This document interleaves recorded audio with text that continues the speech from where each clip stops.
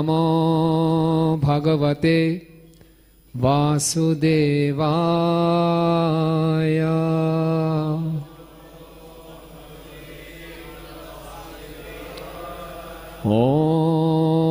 ओम नमो भगवते वासुदेवाय।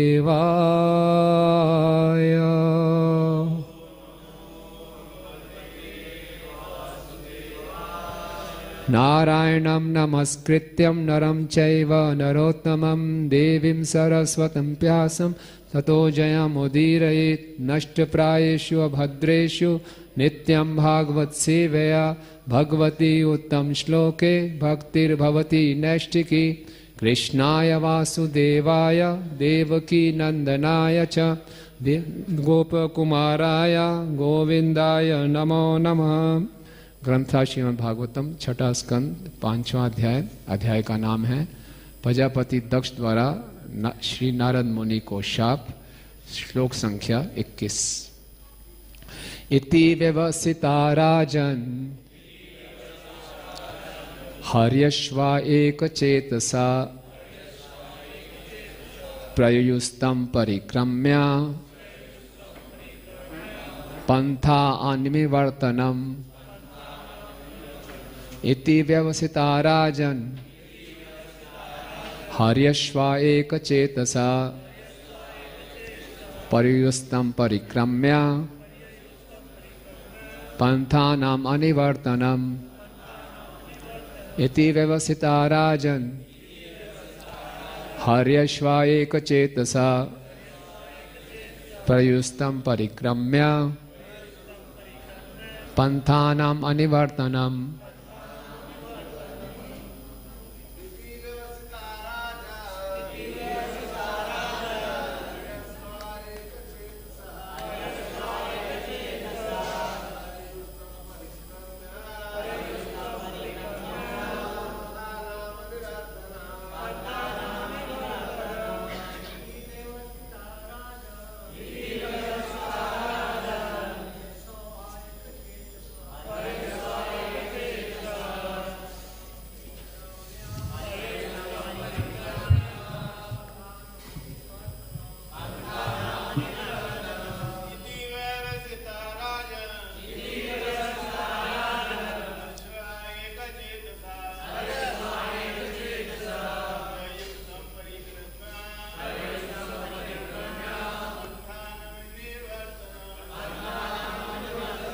माता जी।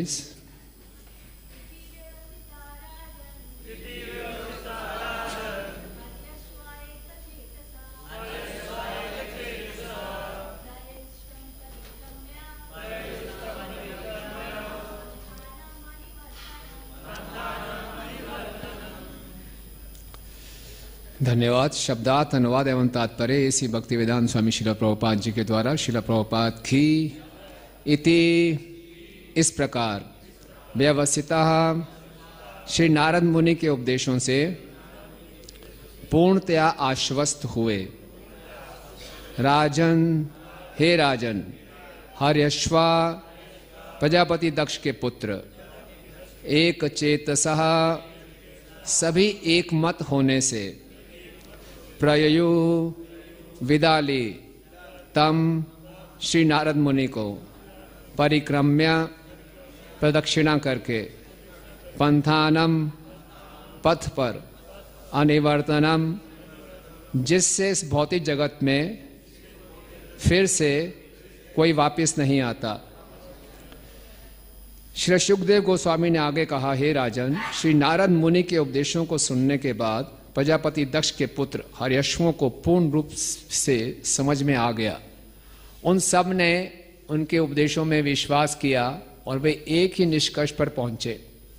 उन्हें अपने गुरु के रूप में स्वीकार करके उन्होंने उन महामुनि की प्रदक्षिणा की और उस पथ का अनुसरण किया जिससे कोई इस जगत में वापस नहीं लौटता। तात्पर्य, इस श्लोक में हम दीक्षा तथा गुरु शिष्य के कर्तव्यों का अर्थ समझ सकते हैं। गुरु कभी भी अपने शिष्य को यह शिक्षा नहीं देता, मुझसे मंत्र लो, मुझे कुछ धन दो और इस योग पद्धति का अभ्यास करके तुम भौतिकतावादी जीवन में दक्ष बन जाओगे। यह गुरु का कर्तव्य नहीं है। प्रत्युत गुरु अपने शिष्य को शिक्षा देता है कि किस प्रकार भौतिकवादी जीवन का परित्याग करना चाहिए, और शिष्य का कर्तव्य है कि उनके उपदेशों को हृदयंगम करे और अंततः भगवत धाम वापस जाने के मार्ग का अनुसरण करे, जहां से कोई भी इस भौतिक जगत में वापस नहीं आता।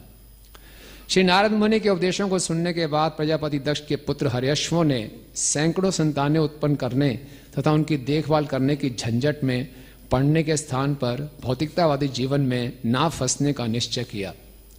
यह व्यर्थ में फंसने की बात होती। हर्यश्वों ने पाप पुण्य के कर्मों का विचार नहीं किया। उनके भौतिकतावादी पिता ने जनसंख्या बढ़ाने का उन्हें आदेश दिया था, किंतु श्री नारद मुनि के वचनों के कारण वे उस आदेश का पालन नहीं कर सके। श्री नारद मुनि ने उनके गुरु के रूप में उन्हें यह शास्त्रीय उपदेश दिए कि उन्हें इस भौतिक जगत का परित्याग कर देना चाहिए, और उन्होंने प्रामाणिक शिष्यों की तरह उनके आदेशों का पालन किया। मनुष्य को इस ब्रह्मांड में विभिन्न लोकों में चक्कर लगाने का रहने का प्रयास नहीं करना चाहिए, क्योंकि यदि कोई सर्वोच्च लोक ब्रह्मलोक भी जाता है तो उसे लौटना होगा। क्षीणे पुण्य मर्त्य लोकम विशंति। कर्मियों के प्रयास समय का अपव्यय होते हैं। मनुष्य को भगवत धाम वापस जाने का प्रयास करना चाहिए, यही जीवन की सिद्धि है। जैसा कि श्रीमद् भगवद्गीता 8:16 में श्री भगवान कहते हैं, आ ब्रह्म भुवना लोकन पुनरावृत्ति अर्जुन मामुपेतु कौन्तेय पुनर्जन्मना विद्यते। इस भौतिक जगत में सर्वोच्च लोक से लेकर निम्न तक लोक सारे लोग दुखों के घर हैं, जहां जन्म तथा मरण का चक्कर लगा रहता है। किंतु हे कुंती पुत्र, जो मेरे धाम को प्राप्त कर लेता है वह फिर कभी जन्म नहीं लेता। ओम अज्ञानतिमिरन्धस्य ज्ञानाञ्जन शलाखया चक्षुरुन्मीलितं येन तस्मै श्री गुरुवे नमः। श्री चैतन्य मनोभीष्टं स्थापितं येन भूतले स्वयं रूप कदा मह्यं ददाति स्वपदान्तिकम्। वन्देऽहं श्रीगुरु श्रीयुतपदकमलं श्रीगुरून् वैष्णवांश्च श्रीरूपं साग्रजातं सहगण रघुनाथान्वितं तं सजीवं साद्वैतं सावधूतं परिजनसहितं कृष्णचैतन्यदेवं श्रीराधा कृष्णपादान् सहगण ललिता श्रीविशाखान्वितांश्च। हे कृष्ण करुणा सिन्धु दीनबन्धु जगत्पते गोपेश गोपिकाकान्त राधाकान्त नमस्तुते। तप्त कांचन गौरांगे राधे वृंदावनेश्वरी वृषभानुसुते देवी प्रणमामि हरिप्रिये। वाञ्छाकल्पतरुभ्यश्च कृपा सिन्धुभ्येव च पतितानां पावनेभ्यो वैष्णवेभ्यो नमो नमः। जय श्री कृष्ण चैतन्य प्रभु नित्यानंद श्री अद्वैत गदाधर श्रीवासादि गौर भक्त वृंद। हरे कृष्णा कृष्णा कृष्णा हरे हरे, हरे राम राम राम हरे हरे। नमो विष्णुपादाय कृष्ण पृष्ठाय भूतले श्रीमते भक्ति वेदांत स्वामिनिति नामिने। नमस्ते सारस्वते देवे गौरवाणी प्रचारिणे निर्विशेष शून्यवादी पाश्चात्य देश तारिणे।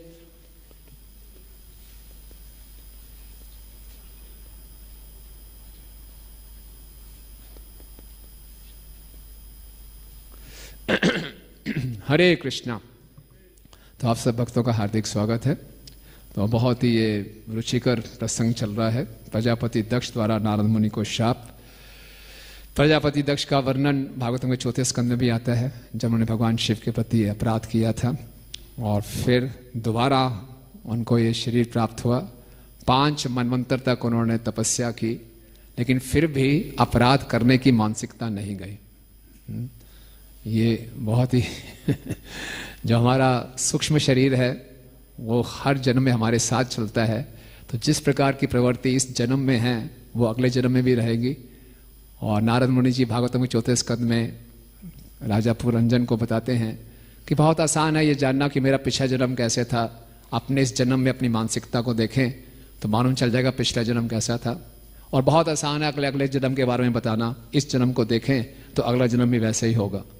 जब तक हम भक्तों के संग का पूरा लाभ नहीं उठाएंगे, अपनी इस मानसिकता को बदलना इतना आसान नहीं है। तो इस प्रसंग में हम देखेंगे कि वो नारद मुनि के प्रति भी अपराध करते हैं।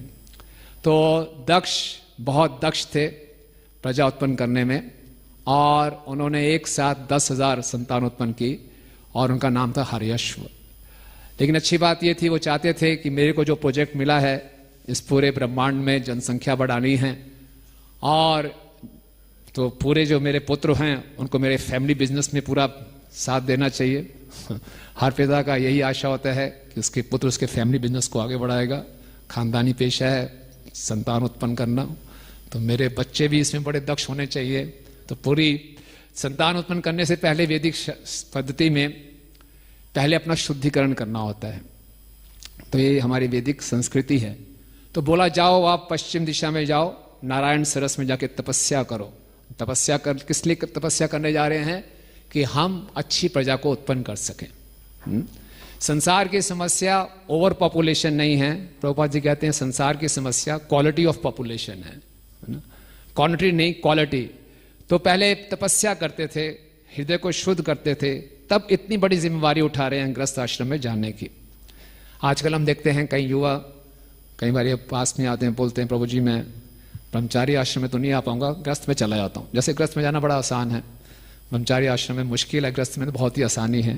तो अगर गृहस्थ आश्रम में जाना है तो और तपस्या करनी है ताकि हृदय शुद्ध हो। इतनी बड़ी जिम्मेवारी है, प्रजा को उत्पन्न करना है, संतान को उत्पन्न करना है।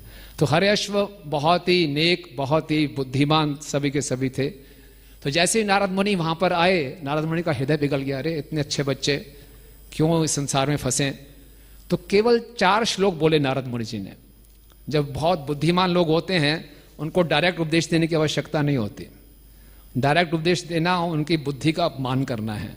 तो बड़े घुमा फिरा के एक रूपक चित्र बोला। एक बहुत बड़े एक व्यक्ति है, एक बहुत बड़ा छिद्र है जहां कोई जाएगा वापस नहीं आएगा, तरह 6 से 8 श्लोकों में बोला ऐसे। और बाद में बोला कि आपके असली पिता तो सर्वज्ञ हैं, आप उनका आदेश जानते ही नहीं, तो प्रजा कैसे उत्पन्न करेंगे। केवल 4 श्लोक बोले। और ये जो 10,000 हर्यश्व थे, इन्होंने इतना सोचा, बिना किसी की मदद लिए, अपने काउंसलर के पास नहीं गए, गुरु जी से नहीं पूछा दोबारा से बताइए, बात समझ में नहीं आई। एक एक चीज का उन्होंने मतम निकाल लिया और इस निष्कर्ष पे पहुंच गए कि संसार में रहने का कोई फायदा नहीं। किम असत कर्म भी भवेत, है ना, पिछले 19 श्लोक तक यही चलता रहा, किम असत कर्म भी भवेत। ऐसे असत कर्म करने का क्या लाभ, यानी कि इस संसार में हर कार्य असत है, उसका एंड रिजल्ट बड़ा 0, शून्य, कुछ नहीं बचेगा। मृत्यु सर्वहरस चाहम।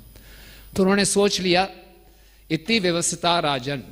तो व्यवस्थिता पूरे आश्वस्त हो गए अपने गुरु के उपदेशों से। हर्यश्व एक चेतसा, सबका एक ही मत था, सब भाई भी थे और अब गुरु भाई भी बन गए थे।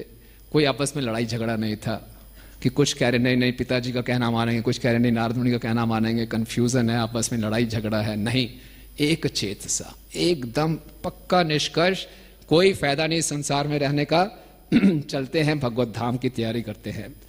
प्रत्युयुस्तम, और फिर विदा ली, परिक्रम्य नारद मुनि जी की परिक्रमा की, उनके चरणों को धोया, उनका चरणामृत पिया और निकल गए उस रास्ते पे जहां से कोई भौतिक जगत में वापस नहीं आता।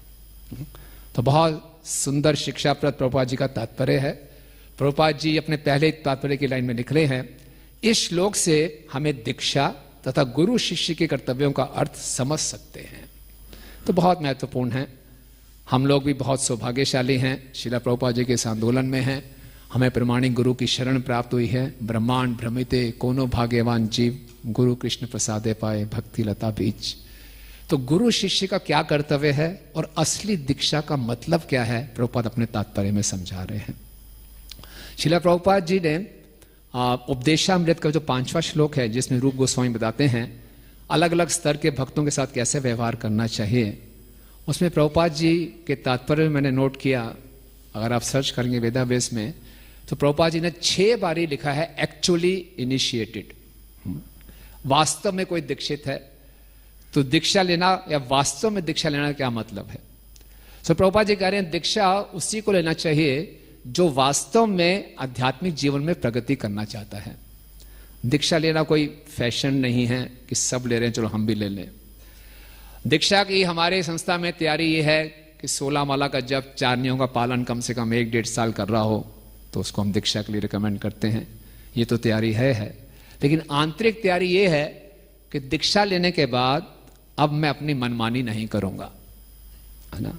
हरियश्व ने अपनी मनमानी नहीं की, एक चेतसा। जहां मनमानी करने का स्कोप आता है वहां अलग अलग ओपिनियंस होते हैं, एक चेतसा नहीं हो सकते, है ना। आर ना करे मने आशा ना, तो कई आशाएं होती हैं जब मन में, तो एक ओपिनियन कैसे होगा, एक मत कैसे होगा। तो दीक्षा का असली अर्थ यह है कि अब से अपनी मनमानी नहीं, अब केवल गुरु के आदेश के अनुसार जीवन चलाऊंगा, है ना। और इसमें पक्का विश्वास होना चाहिए, तब हम दीक्षा का सही लाभ उठा पाएंगे। हम केवल आदर्श की बात कर रहे हैं। हरियश्व का आदर्श चरित्र था, हम ऐसा क्यों नहीं कर पाते वो चर्चा करेंगे। ये कोई बहुत ही ऊंचे स्तर है, लेकिन वास्तव में दीक्षा प्रभुपाद करें, अगर वास्तव में दीक्षा ली है और अगर दीक्षा वास्तव में इस ढंग से पालन करते हैं तो उसका परिणाम क्या होगा, हम मिथ्या अहंकार से सही अहंकार की तरफ बढ़ेंगे। दीक्षा में हमें नाम मिलता है, आगे दास लगता है, जिसका उपयोग हम बहुत कम करते हैं। दूसरे लोग भी हमें प्रभु कह के पुकारते हैं, गलती से कई बारी हम भी अपने आप को प्रभु ही कह देते हैं और प्रभु मानते भी हैं। तो दास शब्द जो सबसे महत्वपूर्ण है वो सबसे कम उपयोग होता है हमें याद दिलाने के लिए। तो हम मिथ्या अहंकार से असली अहंकार की तरफ बढ़ते हैं। कृष्ण जीवेर स्वरूप है कृष्ण नित्य दास। दीक्षा लेने के बाद हमारा असली जीवन शुरू होना चाहिए। असली जीवन शुरू होता है। दीक्षा से पहले का जीवन भागवतों में 11वें स्कंद में लिखा जा रहा है, एक रोल लाइफ है, एक रोल प्ले कर रहे हैं हम। किसी के पुत्र हैं, किसी के पति हैं, किसी के भाई हैं, रोल प्ले चल रहा है ना, वो टेम्परेरी है। लेकिन दीक्षा के बाद रियल लाइफ शुरू होनी चाहिए, वास्तविक जीवन। तभी बोला है कि सेकेंड बर्थ है, दूसरा जन्म, वास्तविक जन्म हुआ है। और भगवत गीता के 4थे अध्याय के 34वें श्लोक में बताया गया कि गुरु की शरण कैसे लेनी चाहिए। तद्विधि प्रणिपाते न परिपश्चिन सेव्या उपदेक्षन्ति ते ज्ञानम ज्ञानिना तत्व दर्शिना। ऐसे गुरु की शरण ने जिसने सत्य के दर्शन किए हैं।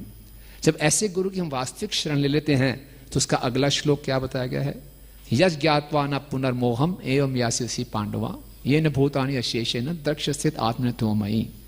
अगर दीक्षा का हमने सही ढंग से लाभ उठाया है तो यज ज्ञात्वा न पुनर्मोहम, फिर दोबारा हम मोह में नहीं फंसेंगे, हर जीव को भगवान से संबंधित देख पाएंगे। यह अवस्था है भाव की। तो दीक्षा हमें श्रद्धा से, भजन क्रिया से भाव तक ले जाने के लिए है ना। तो ये पूरी विधि है, क्रमशः इसमें विकास होगा। तो अक्सर लोग कई बारी 16 माला जब भी कर रहे हैं, 4 नियम पालन भी कर रहे हैं, तो कहीं देखते हैं भक्त दीक्षा लेना नहीं चाहते, या कई बारी हम दीक्षा का पूरा लाभ नहीं उठा पाते। तो क्या कारण है? कोई कहना है, बताया जाएगा क्या कारण है? हमने देखा होगा कई भक्त हैं कई सालों से आ रहे हैं, 16 माला 4 नियम करते, नहीं दीक्षा नहीं, अभी नहीं। या फिर हमने भी दीक्षा ले ली, मैंने भी दीक्षा ले ली, लेकिन मैं पूरा लाभ नहीं उठा पा रहा इस विधि का। तो क्या मुख्य कारण हो सकता है? भौतिक इच्छाओं को त्यागना नहीं चाहते। हाँ, सिंसेरिटी कहीं है, भौतिक इच्छाओं को। हंस प्रभु जी, इंडिपेंडेंस है ना। यस प्रभु। अपराध, तो अपराध की मानसिकता शुरू होती है, इंडिपेंडेंस है, स्वतंत्र मानसिकता है ना। तो आजकल जो कलयुग में वातावरण है, आधुनिक तथा कथित जो सभ्यता है, उसमें हर कोई स्वतंत्र रहना चाहता है ना, इंडिपेंडेंट होना चाहता है। जो हमारी इच्छा हम करें, जस्ट डू इट, ये हमारा स्लोगन रहता है अधिकांशतः बाहर की जगत में। और उसी जगत में हम भक्तों के समाज में आते हैं, दीक्षा भी ले लेते हैं, लेकिन वो मानसिकता चलती रहती है कि हम स्वतंत्र रहना चाहते हैं। और दीक्षा का अर्थ है एक बहुत गंभीर संबंध गुरु के साथ स्थापित करना। दीक्षा के माध्यम से गुरु परंपरा से संबंध बनता है, प्रामाणिक गुरु परंपरा के माध्यम से कृष्ण से संबंध स्थापित होता है। तो दीक्षा एक बहुत ही गंभीर विधि है, ये केवल एक औपचारिकता नहीं है, हृदय से हृदय का संबंध है। तभी दिव्य ज्ञान हृदय में प्रकाशित होता है, तभी अंधकार दूर होता है। दीक्षा दिव्य ज्ञान, जिससे कि हमारे सारे पाप समाप्त हों, अज्ञानता समाप्त हो। तो ये एक संबंध बनाने से होता है, केवल औपचारिकता से नहीं। तो संबंध बनाने के लिए हमें तैयार रहना चाहिए अपनी स्वतंत्रता को त्यागने के लिए। अगर किसी का विवाह भी होता है, पुरुष और स्त्री हैं, मुख्य उद्देश्य होता है एक दूसरे को प्रसन्न करना, तभी वो विवाह सफल रहता है।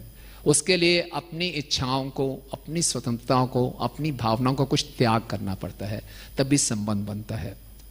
लेकिन जो आजकल का वातावरण है, इसमें हर व्यक्ति, हर जीव अपनी स्वतंत्रता बना के रखना चाहता है। अब स्वतंत्रता बना के रखना चाहता है, उसको सेक्रीफाइस नहीं करना चाहता। लेकिन संबंध हर जीव की आवश्यकता है, बिना संबंध के हम रह नहीं सकते। स्वतंत्रता त्याग गए बिना संबंध बनेगा नहीं। केवल गुरु के साथ नहीं, गृहस्थ जीवन में भी, किसी मित्र के साथ भी कोई भी संबंध बनाना है तो उसके लिए हमें त्याग करने के लिए तैयार होना चाहिए, अपनी स्वतंत्रता को त्यागने के लिए। अपनी स्वतंत्रता को हम त्यागना चाहते नहीं, संबंध हमें जरूर चाहिए, तो व्यक्ति क्या करता है, फिर सोशल मीडिया में जाता है वहां संबंध ढूंढता है। फेसबुक में 5000 फ्रेंड लिस्ट है, वास्तविक जीवन में कोई दोस्त नहीं है ना। ये कितने मेरे लाइक्स हुए, इसी में मुझे संतुष्टि मिलती है। ये वास्तव में हर व्यक्ति संबंध को खोज रहा है, और संबंध बनेंगे नहीं जब तक हम अपनी स्वतंत्र मानसिकता को त्यागेंगे नहीं। इसीलिए दीक्षा बहुत आवश्यकता है। दीक्षा लेने से गुरु हमारे भोगने की प्रवृत्ति को सेवा की प्रवृत्ति में बदलते हैं। ये पूरी एक विधि है, एक प्रोसेस है, तभी हम अपने सूक्ष्म शरीर को बदल सकते हैं। इसीलिए मनुष्य जीवन मिला है। स्थूल शरीर की धुलाई तो पशु पक्षी भी कर लेते हैं, सूक्ष्म शरीर की धुलाई केवल गुरु कर सकते हैं भक्तों के संग में। तो उसके लिए हमें अपनी स्वतंत्रता को त्यागने के लिए तैयार होना चाहिए। लेकिन आजकल के वातावरण में स्वतंत्रता को हम बना के रखना चाहते हैं, इसलिए गुरु से वो संबंध स्थापित नहीं हो पाते, तो हमें अपने अंदर वो बदलाव नजर नहीं आते। तो फिर बोलते हैं पता नहीं दीक्षा काम नहीं कर रही, चलो जी कहीं दूसरे मठ में चलते हैं, कहीं और चलते हैं, है ना। तो हमें अपने अंदर ये देखने की आवश्यकता है। दूसरा कारण जो दीक्षा प्रभावशाली हमारे जीवन में नहीं होती, या लोग दीक्षा नहीं लेना चाहते, कि दीक्षा लेने के बाद भी हमें अपने इस संबंध में मेरा क्या रोल है इसकी स्पष्टता नहीं होती, क्लैरिटी नहीं होती। क्योंकि कोई वर्णाश्रम है नहीं, स्वरूप तो दूर की बात है, मुझे अपना स्वभाव भी नहीं मालूम कि मेरा स्वभाव क्या है, मैं कैसे गुरु की सेवा कर सकता हूं। तो इसमें क्या होता है, जब मुझे अपने स्वभाव की स्पष्टता नहीं है तो जैसा मेरा मन ना चाहता है मैं वैसे नाचता हूं। कई बार हम देखते हैं भक्तों में ये समस्या रहती है, किसी भी सेवा में वो फिट नहीं हो पाते। ये नहीं, थोड़ी देर बाद फिर बदलना, फिर बदलना, फिर बदलना, किसी भी सेवा में मन नहीं लग रहा, क्योंकि उसे मालूम है नहीं कि मेरा स्वभाव क्या है। तो जब हम सेवा ही नहीं करेंगे तो गुरु के साथ संबंध कैसे होंगे। तो ये बहुत बड़ी दो समस्याएं हैं जो हमें दीक्षा के सही परिणाम नहीं ला पाते। हरियश तो बहुत ही बुद्धिमान थे। अगर हम प्रमाणिक गुरु की शरण ले लें तो मूर्ख से मूर्ख व्यक्ति का भी उद्धार हो सकता है। भागवतम के 11वें स्कंद में वर्णन आता है राजा निमि का। राजा निमि के यहां पे नव योगेंद्र आए, और राजा निमि तो राजऋषि हैं, लेकिन हम सबकी भलाई के लिए राजा निमि ने बहुत सुंदर प्रश्न पूछा। उन्हें पूछा, क्या संभव है कि एक स्थूलधी मोटी बुद्धि का व्यक्ति, मूर्ख भौतिकतावादी व्यक्ति का आसानी से इस भौतिक जगत से छुटकारा हो जाए, है ना? क्या ये संभव है? बड़ा अच्छा प्रश्न है कि स्थूल धी तरंती अंजसा, कि स्थूल धी का व्यक्ति इस संसार से निकल सकता है कभी? क्योंकि कर्मों का बंधन ऐसा है कि वो नित्यबद्ध हो जाएगा। तो राजा जो नव योगेंद्रों में से प्रबुद्ध जी ने बोलना शुरू किया। प्रबुद्ध जी ने कहा कि संसार में हर व्यक्ति आनंद की खोज में है, तो उसको सबसे बड़ा आनंद लगता है पुरुष और स्त्री का आपस में मिलन, मैथुन का सुख। मैथुन का जब पुरुष और स्त्री आपस में मिलते हैं, उनकी एक ही आशा होती है कि हमारा सुख अनंत बढ़ता जाए और सारे दुख समाप्त हो जाएं। सुखाय दुख मोक्षाय संकल्प यह कर्मणा, प्रहलाद महाराज भी ऐसा कहते हैं। लेकिन होता क्या है, सदा आपनोति ही दुखम। हर कार्य व्यक्ति इस ढंग से करता है, पुरुष और स्त्री आपस में मिलते हैं कि हमारा सुख बढ़े और दुख कम हो, नहीं परिणाम हमेशा उल्टा होता है। हर साल जब खत्म होता है तो पिछले साल के सारे इवेंट्स दिखाते हैं, उसमें दुख के इवेंट्स ज्यादा होते हैं कि सुख के इवेंट्स ज्यादा होते हैं? दुख ही दुख होता है। तो कर्म हर व्यक्ति इस आशा से करता है सुख बढ़े दुख कम हो, लेकिन भगवान ने भौतिक जगत की रचना इस ढंग से की है कि उल्टा होता है। तो ऐसे में क्या करें? फिर वो मैथुन का सुख जो समझता सबसे बड़ा सुख है, उसमें भी दुख मिल रहा है। फिर व्यक्ति सोचता है शायद धन की कमी है, सुविधाओं की कमी है, धन ज्यादा कमाया जाए। लेकिन धन जो है वो आत्मा का हनन कर देता है। धन को कमाना के लिए प्रयास, धन को संभालना, धन को खर्च करना, धन की रक्षा करना, कष्ट ही कष्ट, उसमें और दुख बढ़ जाते हैं और शत्रु पैदा हो जाते हैं। फिर वो सोचता है शायद पृथ्वी पे ही दुख है, स्वर्ग लोक में जाना चाहिए। बड़े बड़े यज्ञ करेगा, स्वर्ग लोक में जाएगा। स्वर्ग लोक में वहां पहुंच के जाके क्या देखेगा? यहां भी बड़ा कंपटीशन है, स्पर्धा है, द्वेष है, और पुण्य खत्म होते ही फिर नीचे आना आ गए, तो वहां भी सुख नहीं। तो सुख कैसे मिलेगा? तो फिर प्रभु बताते हैं तस्मात् गुरुम प्रपद्ये जिज्ञासु श्रेयसोत्तमा शाब्दे परे च निष्णातम ब्राह्मणी उपशमाश्रयम। फिर वो इतने धक्के खाने के बाद, पूरे ब्रह्मांड में कई योनियों में भटकने के बाद, जब वो जिज्ञासा करता है कि मुझे असली आनंद कैसे मिलेगा, तो उसको प्रमाणिक गुरु की शरण में जाना होता है। और प्रमाणिक गुरु के क्या लक्षण बताए गए हैं? शाब्दे परे च निष्णातम, वो वैदिक शब्दों में, वैदिक शास्त्रों में और भगवान में बहुत निपुण है, भगवान के ज्ञान में। और उपशमाश्रयम, उसने इंद्र तृप्ति से पूर्ण रूप से रिटायरमेंट ले रखी है। गुरुजी ऐसे नहीं है कि खुद भी इंद्र तृप्ति कर रहे हो, दूसरों को भी इंद्र तृप्ति करा रहे हैं। अभी मैं कहीं पे गया था भगवद गीता मैराथन में, तो जिससे अपॉइंटमेंट थी उनके साथ कोई बैठा हुआ था, तो उन्हें बोला थोड़ा वेट कीजिए। तो हम वेट कर रहे थे, तो जिनके साथ जिनसे मैंने भगवद गीता करानी थी, उनके साथ 2-3 लोग बैठे थे। वो बोले उस गुरुजी के पास जाना। हम गए थे, बस बिजनेस चल पड़ेगा तुम्हारा, चिंता मत करो। उस गुरुजी के पास जाना। बोले मैं पक्का जाऊंगा, मैं एड्रेस बताओ कौन से वो गुरुजी है, मैं नाम नहीं ले रहा। बोले उस गुरुजी के पास जाना। तो अक्सर प्रभुपाद ये लिख रहे हैं कि गुरुजी ऐसे होते हैं कि वो उसी गुरुजी को सफल माना जाता है इस संसार में, जो हमारी भौतिक समस्याओं का समाधान कर दे, जो हमें धनी बना दे, हमारा काम धंधा चला दे। नहीं ना, प्रभुपाद जी एक बार ट्रेन में जा रहे थे, तो बड़ी प्रसिद्ध घटना है, तो जबरदस्ती कुछ बिजनेसमैन घुस गए और बोले स्वामी जी आशीर्वाद दो, आशीर्वाद दो। प्रभुपाद जी ने बोला अपने सन्यासियों की तरफ दिखाते हुए, मेरा असली आशीर्वाद ये, ऐसे बनोगे। तो तुरंत वहां से वो भाग गए हैं। तो असली गुरु है जो बताए कि इस भौतिक जगत से कैसे बाहर निकलना है, इस भौतिक जगत के झूठे सपने ना दिखाए। श्रीला प्रभुपाद जी सैन फ्रांसिस्को में रथ यात्रा थी, तो प्रभुपाद लेक्चर दे रहे थे। प्रभुपाद ने बोला, सारे हिप्पीज सामने बैठे हुए थे। प्रभुपाद जी ने बोला, the aim of human form of life is to get frustrated. मनुष्य जीवन का उद्देश्य है कि इस जगत से हम कुंठित हो जाएं, है ना। जब तक इस संसार में सुख पाने की आशा बनी रहेगी, हम भक्ति को गंभीरता से नहीं लेते।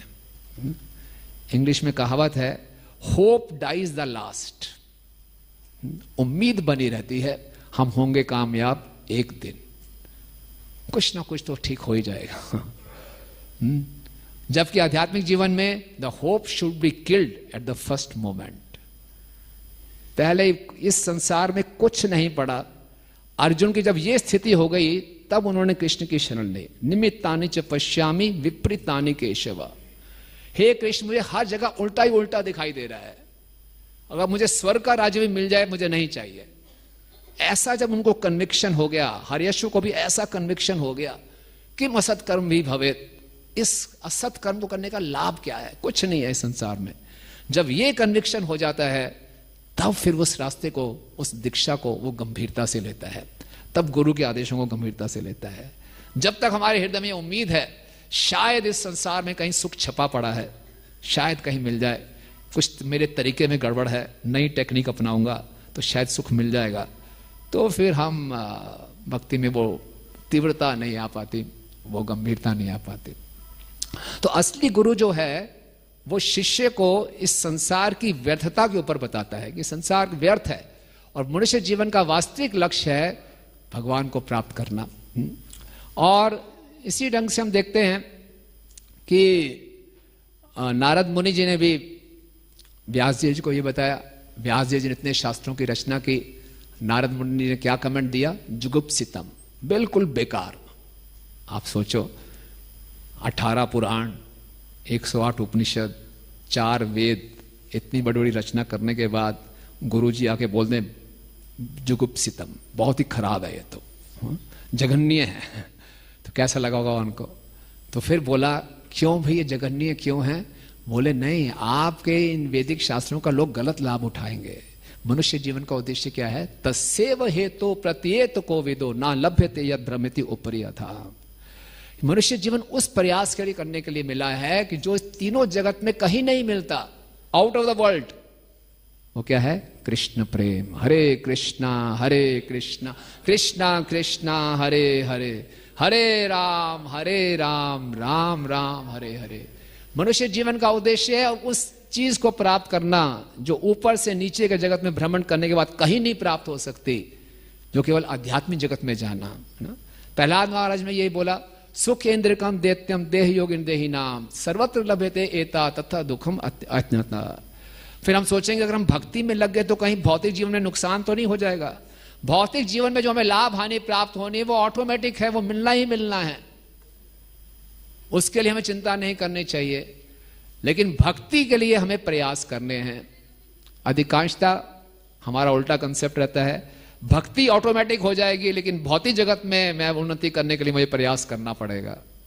तत्प्रयासो न कर्तव्यम, प्रहलाद महाराज भी बता रहे हैं, उस प्रयास को करने की कोई आवश्यकता नहीं है। प्रयास करने हैं, बहुत गंभीर प्रयास करने हैं भक्ति में आगे बढ़ने के लिए। जो बुद्धिमान व्यक्ति है तस्सेव हेतु प्रत्येत कोविदो, कोविदो मतलब जो बुद्धिमान है, जिसको पूरे सिद्धांत स्पष्ट है, उसका हर प्रयास इस जगत से निकलने के लिए होगा। ये गुरु के आदेश होने चाहिए। तो इस प्रकार से नारद मुनि ने भी व्यासदेव जी को बताया और यही असली गुरु के लक्षण है। और फिर शिष्य को क्या करना चाहिए? जैसे हर्यश्व ने किया कि इन संदेशों को बड़ी गंभीरता से लेना चाहिए, आत्मसात कर लेना चाहिए, हृदयांगम कर लेना चाहिए। प्रभुपाद जी से एक शिष्य ने पूछा, प्रभुपाद आप हर लेक्चर में बोलते हैं I am not this body I am soul, कितनी बारी बोलेंगे? प्रभुपाद बोला आपको समझ में आ गया? बोले नहीं, जब तक समझ में नहीं आएगा बोलता रहूंगा। इसको हृदयांगम करना है। ये आध्यात्मिक जीवन की शुरुआत है कि मैं शरीर नहीं आत्मा हूं, वही हमें समझ में नहीं आ पाता तो आगे कैसे गाड़ी पड़ेगी। तो शिष्य को भी ऐसे आदेशों को हृदयांगम करना चाहिए, एक चेतसा, तब वो एक चेतसा होगा। जितनी मात्रा में हमें गुरु के आदेशों में विश्वास होगा, कन्विक्शन होगा, उतनी मात्रा में सभी गुरु भाई एक चेतसा होंगे, एक ही मत होगा। अगर गुरु के आदेशों में हमें विश्वास नहीं है, कन्विक्शन नहीं है, गुरु भाइयों में आपस में हमेशा मतभेद रहेगा, मनभेद भी रहेगा। ये हम अपना समझ सकते हैं। गुरु भाइयों में कितना प्रेम है, मतलब गुरु से ज्यादा प्रेम है। तभी प्रभुपाद ने क्या कहा, मेरे प्रति आपका कितना प्रेम है कैसे मालूम चलेगा? कि मेरे जाने के बाद आप कितना आपस में सहयोग करते हैं। तो इसीलिए ये हर्यश्व भाई भी हैं और गुरु भाई भी हैं, लेकिन नारद मुनि की बात पे पूरा कन्विक्शन था।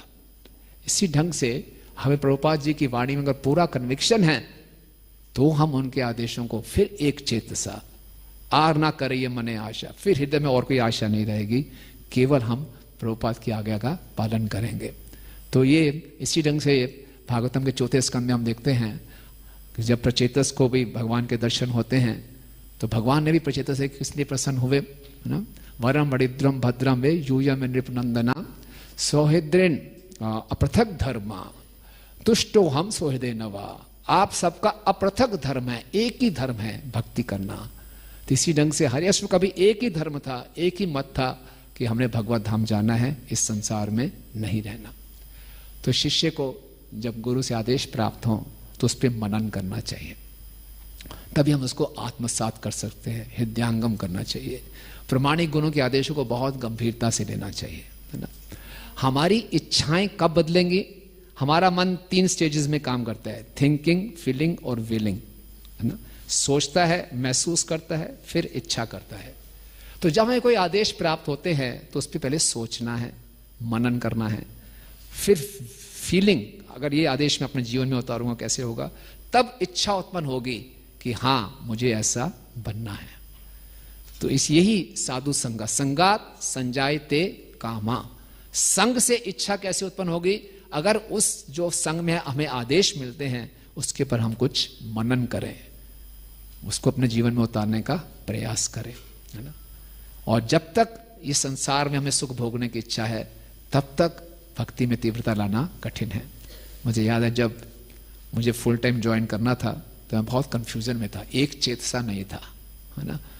यहाँ तो 10,000 भाई एक चेतसा हैं, हमारे अपने ही कितने मत होते हैं हृदय में, ऐसा करना कि नहीं करना, ये करूं कि वो करूं। तो मैं बड़ा कंफ्यूज था, कब ज्वाइन करूं, करूं ना करूं, करूं ना करूं। तो मुझे कृतु प्रभु दिखाई दिए, तो मैंने कृतु प्रभु से पूछा मेरा ये बहुत कंफ्यूजन चल रहा है, मैं ज्वाइन करूं या ना करूं। और कृतु प्रभु ने बहुत सुंदर उत्तर दिया, बोले अगर ये कंफ्यूजन है इसका मतलब you are not completely fried, आप भौतिक जगत से कंप्लीटली फ्राइड नहीं हुए हो, है ना। तभी सोच रहे आऊं या ना आऊं, अभी आपको बहुत उम्मीदें बनी हुई हैं भौतिक जगत में, रहो बाहर रहो, जब पूरे फ्राई हो जाओगे फिर आना। ठाकुर जी के चरणों में आप अगर कोई आलू की टिक्की रख रहे हो तो पूरी फ्राइड होनी चाहिए, कच्ची नहीं, है ना। तो पूरा फ्राई होके आ जाओ तब अपने आप आओगे। अभी सोच रहे हो आऊं ना आऊं, इसका मतलब बहुत सी उम्मीदें हैं अभी भौतिक जगत में, तो ठहरो बाहर ठहरो। तो थोड़ी और लादें पड़ी, फिर मैं आया। तो इस प्रकार से ये बहुत ही सुंदर प्रसंग है, समय कम है और भी इसे हम चर्चा कर सकते हैं कि दीक्षा का बहुत महत्व है। और दीक्षा का मतलब है गुरु से संबंध स्थापित करना और इसमें अपनी स्वतंत्र मानसिकता को त्यागना। और वो इतना आसान नहीं है, वो धीरे धीरे ग्रेजुअल एक प्रोसेस है, लेकिन इसकी गंभीरता को समझेंगे, गुरु के आदेशों को व्यवस्थिता पूरे कन्विक्शन होगा तो फिर एक चेतसा, एक ही ओपिनियन होगा, गुरु भाइयों में भी आपस में प्रेम होगा और फिर गुरु को आदर देते हुए हम उनकी आज्ञा का अच्छे ढंग से पालन करके भगवत धाम जाने की तैयारी कर पाएंगे। जय श्री श्री गौर निताय की जय, सीताराम लक्ष्मण हनुमान की जय। हरे कृष्ण। किसी कोई प्रश्न या टिप्पणी है? हरे कृष्ण प्रभु जी। हरे कृष्ण प्रभु जी, धन्यवाद प्रणाम। थैंक यू वेरी मच प्रभु जी, आपने बहुत अच्छे से एक्सप्लेन किया है इस वर्ष को। प्रभु जी जैसे आपने लेक्चर में भी बताया कि मनुष्य जीवन का यही लक्ष्य होना चाहिए कि हमें भगवान के धाम में वापस जाना है। और प्रभु जी की जय। तो प्रभु जी आजकल ये देखा जा रहा है कि जितनी भी हमारे पास गैजेट्स हैं, ये सारी गैजेट्स ओब्वियसली हमें सर्विसेज में बहुत हेल्पफुल भी हैं, क्योंकि हम लोग बहुत अच्छे से प्रीच भी कर सकते हैं एक साथ, बहुत सारे लोगों को हम कुछ मैसेजेस या फिर वीडियो सर्कुलेट कर सकते हैं। लेकिन साथ के साथ ये भी देखा जा रहा है कि इवन डिवोटीज भी बहुत ज़्यादा एडिक्टेड हैं अभी अपने गैजेट्स के साथ। मतलब कई लोग चाहते भी हैं, कई लोग नहीं भी चाहते, बट फिर भी समाओ माइंड में तो यही रहता है कि हम सेवा के लिए ही यूज़ कर रहे हैं। लेकिन फिर यही होता है प्रभु जी कि इवन हम रात को लेट सो रहे हैं, समाओ कुछ सेवाओं में या फिर समाओ, मतलब शुरुआत ऐसी होती है लेकिन बाद में व्यक्ति डेविएट होता चला जाता है। तो प्रभु जी आप प्लीज इसके बारे में अगर बताएं हम सब डिवोटीज के लिए कि हम किस तरह से एक डिटैच वे में इसको यूज करें। ये यूनिवर्सल प्रॉब्लम है, जैसे 3 ताप हैं, ये चौथा ताप है। तो बहुत ही जगह का एक ताप बन गया है ये बहुत बड़ी कठिनाई है भक्तों के जीवन के लिए। तो उसका एक ही तोड़ है प्रभु जी कि अपने जीवन को हम रेगुलेट करें, अकाउंटेबिलिटी बढ़ाएं अपनी। हम स्वतंत्र रहेंगे तो फिर मुश्किल है, अपनी अकाउंटेबिलिटी बढ़ाएं। और श्रील भक्ति सिद्धांत सरस्वती ठाकुर महाराज कहते हैं युक्त वैराग्य वही कर सकता है जिसके अंदर स्पिरिचुअल इंटीग्रिटी हो, आध्यात्मिक ईमानदारी हो। अपने अंदर अपनी आध्यात्मिक ईमानदारी इतनी नहीं है तो अपने आप जवाबदारी रखें, जवाबदारी होगी, कोई हमारे सर पे कोई देखने वाला होगा तो फिर हम कुछ कंट्रोल हो सकते हैं। मन तो हमें नचाता रहेगा और फिर ये सारी की सारी बातें थ्योरेटिकल लगेगी। मन ऐसी पिक्चर दिखाएगा, सब थ्योरेटिकल लगेगा और फिर हम बहुत सुंदर मौका खो बैठते हैं। अगर अपने में इतनी ईमानदारी नहीं है तो accountability. Hare Krishna Prabhu ji, thank you for the wonderful lecture. First part of the lecture में आपने बताया कि हमें अपनी पारिवारिक परंपरा उन्होंने निभाना चाहते थे, वो उसके लिए तपस्या करने लगे। तो आपने भी प्रभुपाद जी की तरह 35 मिनट्स में बहुत क्रिस्प लेक्चर दिया पारिवारिक परंपरा निभाते हुए। And I have a question from the last part of the lecture. आपने बताया कि कृतु प्रभु ने आपको कहा कि अभी आप पूरी तरह से फ्राई नहीं हुए हैं, तो अभी आप बाहर रहो, फ्राई हो, then come to Krishna's lotus feet permanently. So my question is, Prabhuji, कि sometimes we want to increase our material responsibilities. So that is that also a sign that we are not completely fried and we want to increase our responsibilities in our life. Depend करता है प्रभु भक्त का अब किस तरह से कोई भक्त अपनी रिस्पॉन्सिबिलिटीज भौतिक जिम्मेवारियां बढ़ाना चाह रहा है तो बेस्ट रहेगा कि गुरु से हम कंसल्ट कर लें, है ना। अगर गुरु परमिशन देते हैं तो ठीक है, लेकिन मुख्य उद्देश्य गृहस्थ आश्रम का भौतिक जीवन का इसको त्यागना है। एक बार परम पूजनीय जयद्वैत स्वामी महाराज से किसी ने प्रश्न पूछा, what is the purpose of गृहस्थ आश्रम? तो जयद्वैत महाराज प्रसिद्ध हैं बड़े क्रिस्प और शॉर्ट आंसर देने के लिए। पूछा what is the purpose of गृहस्थ आश्रम? तो जयद्वैत स्वामी महाराज ने उत्तर दिया, टू गिव इट अप। छोड़ना है बस, बहुत सपने नहीं बनाने, बहुत विस्तार नहीं करना। ये बहुत ही जगह वाइंड अप करने के लिए बना है, तो जितना जल्दी हम वाइंड अप कर सके उतना अच्छा है। तो कई बार गुरु देखते हैं हमें उस स्थिति के लिए तैयार नहीं है तो गुरु बोलेंगे लगे रहो, अभी कोई जबरदस्ती नहीं करेंगे कोई, लेकिन हमारा अंदर से उद्देश्य होना चाहिए कि जितना जल्दी हम वाइंड अप कर सके उतना अच्छा है। Thank you so much. Thank you. कुछ कहना चाहते?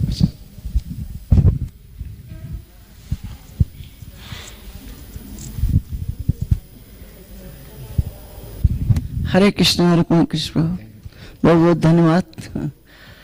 तो सच्चाई यही है कि जो उपदेशामृत में बताया गया है कि हमारे अंदर दृढ़ संकल्प होना चाहिए। जैसे आप ही एक उदाहरण है, आपने दृढ़ संकल्प कर लिया था कि हमें छोड़ना है और इस काम ज्वाइन करना है, और जबकि चूंकि हमें आपके परिवार से हम जुड़े थे, आपकी माता जी बहनें सब नहीं चाहते थे, हमसे खुद लड़ते थे वो लोग कि हमारे भाई को आप क्यों भक्त बना रहे हैं, है ना। तो चूंकि आपका दृढ़ संकल्प, देखो जब तक आप खुद स्वयं दृढ़ संकल्प नहीं रखेंगे तो दूसरों का असर नहीं पड़ेगा। तो आपने खुद दृढ़ संकल्प लिया कि हमको करना है, और आज आप सामने हैं। जो बहनें थी जो हमसे खुद लड़ी थी, आपको पता है सब, है ना, आज वो दीक्षित हो गई, है ना। ये सब आपके आशीर्वाद से हुआ प्रभु। तो चूंकि मैं प्रेसिडेंट था, और जब मेरा ट्रांसफर होके यहाँ हम आ गए, जब यहाँ पे आ गए तो ये लोग यहाँ भी नहीं पीछा छोड़ रहे थे। मुझे गुरु महाराज जी से कहते थे कि हमारे भाई को वो कर लिया। तो वास्तव में इस संसार की समस्या ये कि हम क्या चाहते हैं। अगर हम दृढ़ संकल्प हो लिए तो कोई आपको रोक नहीं सकता। तो इसीलिए भक्ति में आगे बढ़ने के लिए आप किसी भी आश्रम में हो, क्योंकि चारों आश्रम भगवान के द्वारा ही बनाए गए हैं, और किसी भी आश्रम रह करके यदि ईमानदारी से, जब आपने ईमानदारी शब्द का इस्तेमाल किया, ईमानदारी से दृढ़ संकल्प हो करके अगर उस आश्रम के नियमों का पालन करेंगे तो निश्चित रूप से भगवत धाम जाएंगे। समस्या हमारी है कि हम जिस आश्रम रहते हैं ईमानदारी के साथ, दृढ़ संकल्प के साथ, धैर्य के साथ उसका पालन नहीं कर पाते। ये हमारी समस्या है। तो ये समस्या दूर होगी जब हम अपने गुरु महाराज जी के अनुसार अपना जीवन जिएंगे, प्रभुपाद जी की पुस्तकें पढ़ेंगे, जो हमारे वरिष्ठ भक्त हैं, जो आप देख रहे हैं कि वो किस तरह से साधना में भक्ति में आगे हैं, उनके संपर्क में रहेंगे तो निश्चित रूप से आप आगे बढ़ेंगे। तो उपदेशामृत का जो श्लोक है बहुत ही इंपॉर्टेंट है, ये आप जानें, इसको हमें जरूर आत्मसात करना चाहिए अपने जीवन में। हरे कृष्ण। जो कुछ भी संभव हुआ आपके आशीर्वाद से हुआ प्रभु, बहुत धन्यवाद। आपने बहुत सहयोग दिया, बहुत उत्साह बढ़ाया था मेरा, धन्यवाद।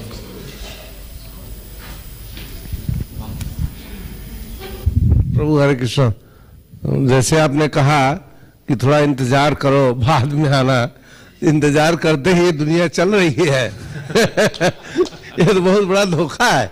अगर आप इस चक्कर में पड़ जाओगे कि थोड़ा फ्राई होने में थोड़ा समय लगेगा, तो जिंदगी में कभी पता ही नहीं चलेगा कब फ्राई हुए आप। ये तो ऐसा है कि किसी भी प्रकार इन प्रकार टच में कोई आ गया भक्त भगवत गीता मिल गई, भाग जाओ तुरंत छोड़ छाड़ के। आपने अगर ये सोचा कि नहीं थोड़ा फ्राई हो जाऊंगा, थोड़ा और ड्राई फ्राई हो जाऊंगा, डीप फ्राई, कभी नहीं होगा वो जीवन में। आप टच किए तो ये जो है टच स्टोन है, स्पर्श किए तुरंत गंभीर हो जाए उसी क्षण। अरे भैया ये तो बड़े भाग्य से मिली, चलो चलो चलो। बहुत बड़ा खतरा है अगर आप इंतजार वाली लाइन पकड़ेंगे। वो उन्होंने सही कहा, क्योंकि आप दृढ़ निश्चय था आपके मन में, और तब आप संभल गए, फिर समय लेकर के भी आप आ गए। लेकिन जनरल केस में तो वो संभव ही नहीं, तो पूरी दुनिया इसी में चल रही है। आशा नाम की नदी है, उसी में तैर रहा है, गोता लगा रहा है, नहीं नहीं नहीं इधर डुबकी नहीं लगा, इधर लगाना बाकी है, इधर नहीं लगा, वो आशा में घूमता फिरेगा। बहुत धन्यवाद प्रभु जी।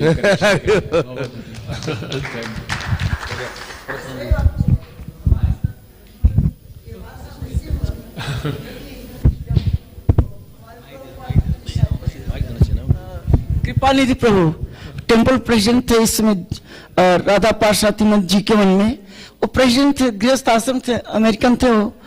तो जब हम इस्कॉन ज्वाइन करने के लिए उनके पास आया तो हमने कहा कि और नियम क्या है, तो कहे कि ये आपको बाल भी बनाने पड़ेंगे। तो मैं बड़े स्टाइल से रहता था कि मैं टीवी स्टार बनना चाहता था, है ना। तो अब हमारे दिमाग में ये उतरा कि बाल बनाना पड़ेगा, तो हमने क्या क्या पोस्टपोन कर दिया। हम कहा इस पर विचार करेंगे, है ना।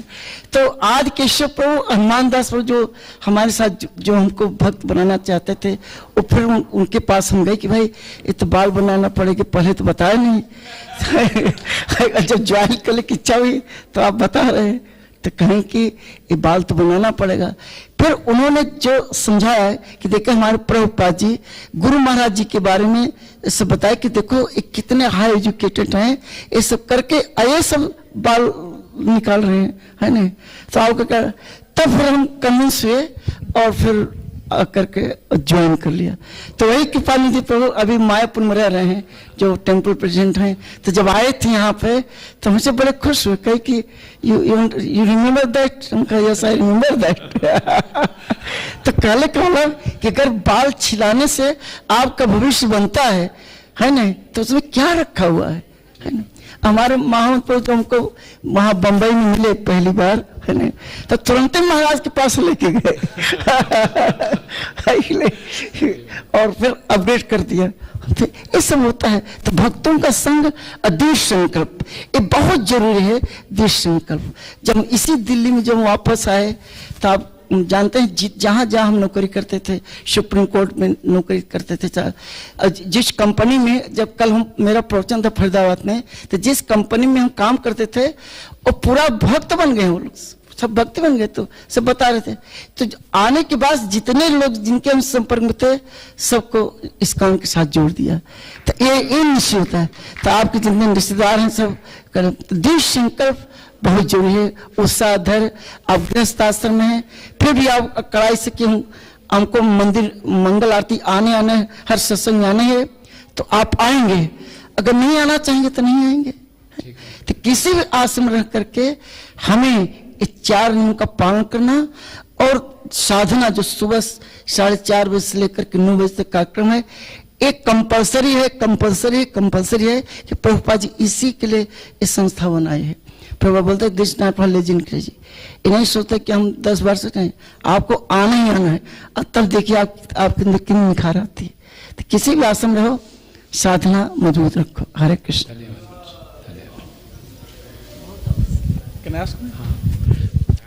थैंक यू प्रभु जी। जब हम भक्ति के रास्ते पे चलते हैं तो कई भक्तों को देखते हैं वो बहुत अच्छा कर रहे हैं और शरणागत हो रहे हैं।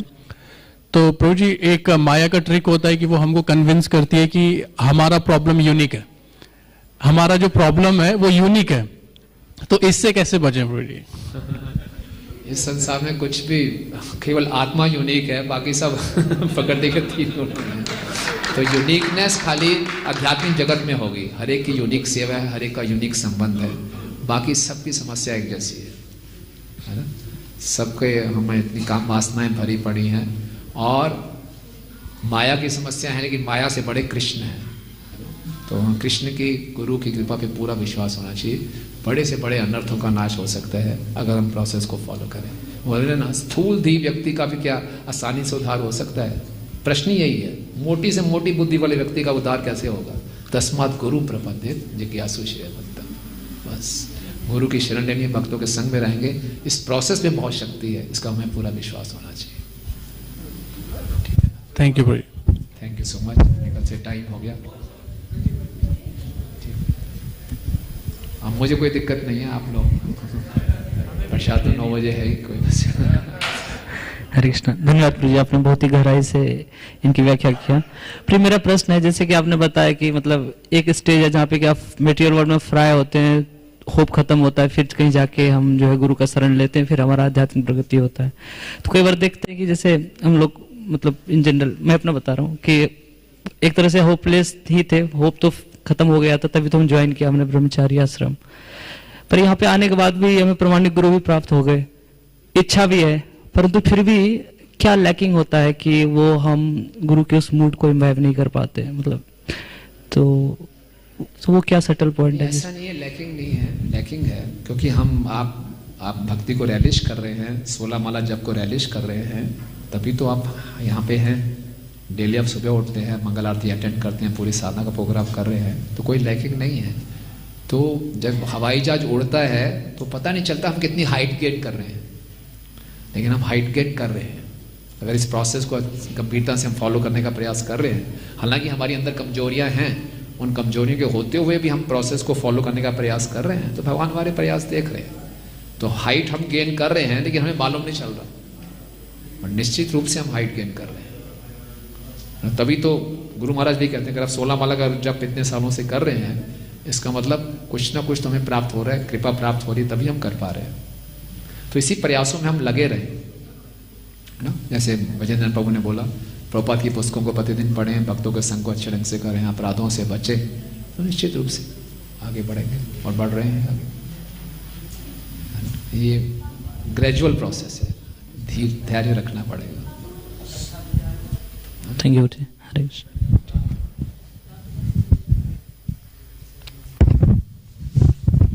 प्रभु जी, जैसे हम सेवा करते हैं तो हमारे सेवा में जो भी हमारे प्रश्न होते हैं, कुछ पूछना होता है, तो उसके लिए एक अथॉरिटी होती है, तो उन्हीं से ही हमारी ज़्यादा वार्तालाप होती है। लेकिन गुरु महाराज से कोई ऐसी परिस्थिति बनती नहीं कि हम उनसे पूछें, क्योंकि हमें लगता है कि जो भी हमको प्रॉब्लम्स आ रही हैं वो हम अपने अथॉरिटी से पूछ के क्लियर कर लें, और ये भी लगता है कि उल्लंघन होगा अगर हम सीधा जाकर के गुरु महाराज से पूछें और अथॉरिटी को पता चले कि इन्होंने मेरे से नहीं, उधर सीधा। तो मतलब ऐसे सिचुएशन में मतलब गुरु महाराज से मिलने का कोई कारण नहीं होने के बाद भी हम कैसे अपना जो है रेगुलर बेसिस पे मिल सकते हैं, मतलब क्या वो होना चाहिए? देखिए, जो हमारी सर्विस अथॉरिटी है वो भी बोनाफाइड है, क्योंकि वो भी गुरु के इंस्ट्रक्शंस को फॉलो कर रही है। हमें जो हमारी समस्या है उनसे हम डाउट्स क्लियर कर सकते हैं, लेकिन हम समझ लीजिए किसी को उसमें भी पूरा फेथ रखना चाहिए हमें। ये नहीं कि हर बात के लिए हमें गुरु के पास जाने की आवश्यकता है, लेकिन कोई बात है अगर आप गुरु के पास जाना चाहते हैं तो शिष्य का पूरा अधिकार है गुरु के पास जाना, और गुरु महाराज देते भी हैं समय अगर आप कुछ बात करना चाहेंगे, और आपकी समस्या को पूछ के बता देंगे कि ये आप उन्हीं के पास जाइए, वही समाधान बताएंगे, या गुरु को खुद बताना वो बताएंगे। ऐसा कभी भी नहीं होगा कि कोई शिष्य गुरु महाराज से मिलना चाहता हो, महाराज उनको मिलने का समय नहीं दे रहे, ऐसा कभी हुआ नहीं। तो अगर आपके मन में ऐसी कोई दुविधा है, जो आपकी अथॉरिटी ने आपको उत्तर दिया उससे आपको कन्विक्शन नहीं आ रहा, तो आप जा सकते हैं, उनको बोल के भी जा सकते हैं कि मैं गुरु महाराज के पास भी जाना चाहता हूँ, इसमें कोई दिक्कत की बात ही नहीं। लेकिन हमें खुद इतना समझदार होना पड़ेगा कि हर छोटी बात के लिए पहुँच जाओ तो महाराज का भी समय बर्बाद करेंगे और अथॉरिटी को भी तंग करेंगे। तो इतना थोड़ा बुद्धि का उपयोग करना पड़ेगा।